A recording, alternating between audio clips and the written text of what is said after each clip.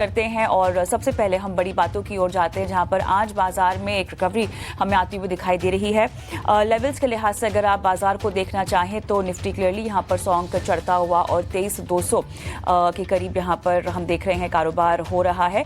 और bank Nifty में भी आज के सत्र में हम 500 अंकों से ज़्यादा की तेज़ी देख रहे हैं। 48,553 के लेवल्स फिलहाल 1% ऊपर है। और मेटल शेयर भी आज चमक रहे हैं। जिंदल स्टील और सेल जैसे कुछ काउंटर्स है जहां पर हम देख रहे हैं अच्छी तेजी दिखाई दे रही है। हालांकि आईटी पैक दबाव में है आज और एचसीएल टेक यहाँ पर सबसे बड़ा लूजर 8% के आसपास का टूटता हुआ दिखाई दे रहा है। और इतना ही नहीं, कुछ स्टॉक्स जो कि ब्रोकरेज की रिपोर्ट को लेकर एक्शन में है। पीएफसी की बात करें, आरईसी की बात करें तो इनके टारगेट रिकमेंडेशंस के मुताबिक हम देख रहे हैं कि स्टॉक्स में भी लगभग 5 से 6% की तेजी आती हुई दिखाई दे रही है। ओवरऑल मार्केट ब्रेथ यहाँ पे काफ़ी मजबूत दिखाई दे रही है। 1897 यहाँ पर एडवांसेस हैं और 683 हमें डिक्लाइंस दिखाई दे रहे हैं। तो इतने दिनों की रिकवरी के बाद, उतार चढ़ाव के बाद, कमजोरी के बाद आज बाजार में रैली हमें दिखाई दे रही है जो कि रिकवरी के तौर पर हम समझना चाहेंगे। फिलहाल के सत्र में अगर हम देखें तो निफ्टी के टॉप गेनर्स में से अदानी एंटरप्राइजेस लगभग 6.5%, अदानी पोर्ट्स लगभग 4.5%, एनटीपीसी 3.5%, हिंडाल्को, श्रीराम फाइनेंस भी हम देख रहे हैं लगभग 3.5 और 3% के आसपास की तेजी के साथ कारोबार कर रहे हैं। लूजर्स में साफ तौर से एचसीएल टेक जहां पर अभी फिलहाल 8.5% की कमजोरी दिखाई दे रही है। HUL 2.5%, Apollo hospital, Titan, Infosys जैसे कुछ काउंटर्स जहां पर हम देख रहे हैं कि लगभग 2 से 1.5% की कमजोरी के साथ कारोबार हो रहा है। लेकिन मिड डे मार्केट एक्शन है और ऐसे में हम देख रहे हैं कि बहुत स्टॉक स्पेसिफिक एक्शन चल रहा है बाजार में। अंश भिलवार हमारे सहयोगी जुड़ गए हैं जो मिड डे मार्केट के एक्शन के बारे में तमाम डिटेल्स आपको देंगे। तो अंश, इतने दिनों के बाद हमने देखा कि रिकवरी की रैली आती हुई दिखाई दे रही है। बेस्ट परफॉर्मिंग सेक्टर्स और ब्रॉडर मार्केट्स में फिलहाल क्या चाल है? बिल्कुल, तो आज थोड़ी सी रिकवरी आती हुई नज़र आ रही है, लेकिन अगर आज का रेंज देखें निफ्टी की स्पेसिफिकली तो अपने पिछले सेशन के रेंज के अंदर ही ट्रेड करता हुआ नज़र आ रहा है। तो एक डायरेक्शनल मूव मिसिंग है, यहाँ पे एक पॉज बनता हुआ नज़र आ रहा है। साथ ही साथ अगर हम दूसरे ब्रॉड इंडिसेस की बात करें जैसे मिड कैप और स्मॉल कैप, तो वहाँ पे 1% से ज़्यादा की तेज़ी होती हुई नज़र आ रही है। तो ये एक पॉजिटिव पॉइंट है। अब अगर सेक्टर की बात करें तो बेस्ट परफॉर्मिंग सेक्टर के तौर पर हमें यहाँ पे निफ्टी मेटल इंडेक्स नज़र आता है। लगभग 4 सेशन से इसमें लगातार सेलिंग चल रही थी, आज जाके काफ़ी अच्छी खरीदारी होती हुई नज़र आ रही है। इंडेक्स भी देखें तो करीबन 3.5% की तेजी के साथ ट्रेड करता हुआ नजर आ रहा है। स्टॉक स्पेसिफिक देखें तो एनएमडीसी, हिंडाल्को, जेएसडब्ल्यू स्टील जैसे स्टॉक नजर आ रहे हैं जिसमें 2.5 से 4.5% की तेजी होती हुई भी नजर आ रही है। वर्स्ट परफॉर्मिंग सेक्टर की बात करें तो यहाँ पे निफ्टी आईटी इंडेक्स नजर आ रहा है। दूसरा सेशन है आईटी इंडेक्स का फॉल का, लेकिन आज का मेन ड्रैगर देखे जिसने पूरे आईटी इंडेक्स को नीचे ले गया है वो है एचसीएल टेक।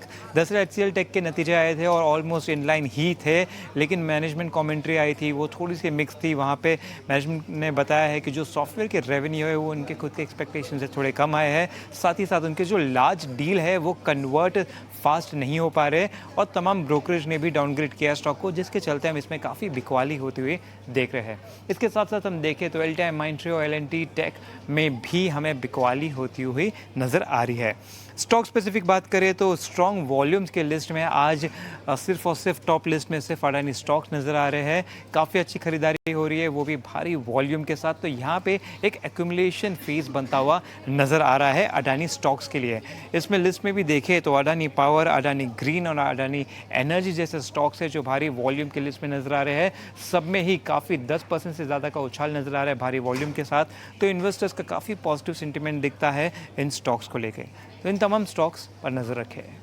अंश, धन्यवाद आपका, आपने पूरा मार्केट एक्शन यहाँ पे समझा दिया। लेकिन चलिए अब मार्केट एक्सपर्ट से भी बाजार की इस चाल को समझते हैं। हमारे साथ एसबीआई सिक्योरिटीज़ के सनी अग्रवाल जुड़ गए हैं। सनी, आफ्टरनून, स्वागत है आपका। सबसे पहला सवाल तो सबके जहन में यही होगा सनी कि जो ये रिकवरी आती हुई दिखाई दे रही है, आखिर अब ये कितनी टिकाऊ है? अब वो बात हो गई है ना, जैसे कि जीवन दुख सुख में चलता है, छाँव में और धूप में, धूप के बाद छाँव आती है, छाँव के बाद धूप आती है। वैसे ये गिरावट के बाद रिकवरी और रिकवरी के बाद क्या वापस गिरावट, ये चलता रहेगा? Good afternoon Kavita ji. I think definitely जो वोलाटाइल एनवायरनमेंट है ये जारी रहेगा, बिकॉज ऐसा कुछ नहीं हुआ है आज कि कोई पॉजिटिव संकेत हमें नजर आए। I think it's more of a short covering and definitely volatility जो है मुझे लगता है कि अगले कुछ दिनों तक जारी रहेगी, क्योंकि काफी सारे बड़े इवेंट लाइंड अप है जिसके ऊपर काफी ऑलरेडी चर्चा हो चुकी है। ट्रम्प साहब की ताजपोशी, उनकी policy, union budget, RBI policy. तो I think volatility is part and parcel of the market. और ये जो वोलेटिलिटी है मुझे लगता है कि अगले एटलीस्ट 3 से 4 हफ्तों तक बनी रहेगी।